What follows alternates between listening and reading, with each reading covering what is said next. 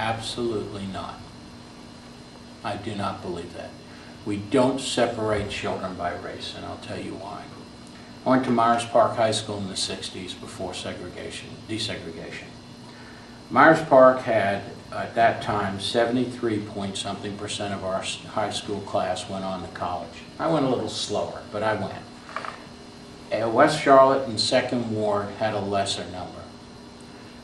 But Myers Park had more money for distributive education and ITC, which are both work education programs where a student worked and got graded and did all, than West Charlotte and Second Ward combined. When desegregation occurred, look what happened to West Charlotte. Look what happened to First Ward.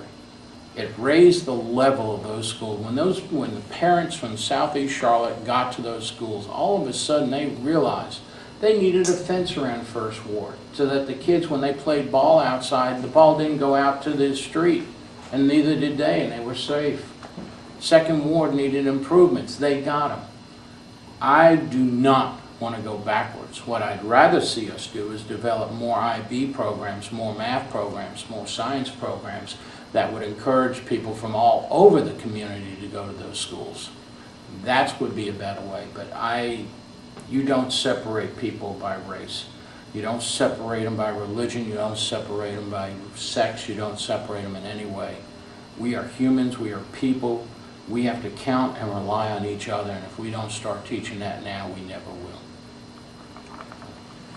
So are you saying that you would, to overcome the difficulties that we have now, that you would create more magnet programs for higher achieving students? I would create more magnet programs for students to encourage them to go there. I'm looking at a project now that would help build schools for free. Absolutely no tax dollars.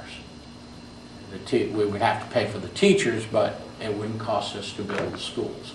And these would be specialized schools for different businesses and industries.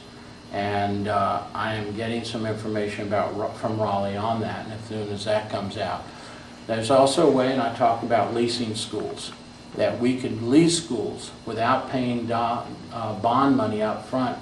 Instead of, let's hypothetically say it costs us $1,000 to pay for a school with bond money and interest, and instead we can get a developer to build a school, get him a low tax rate, get him a tax credit, and get him a low interest rate. Let him build the school on our property, and we lease it for 30 years.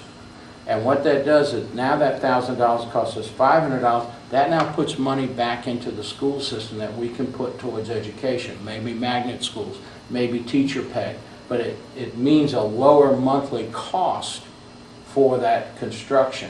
So that's one way that I would look at it. But when you talk about separation, I am so against that in any way, and I would include magnet schools being one. Yes.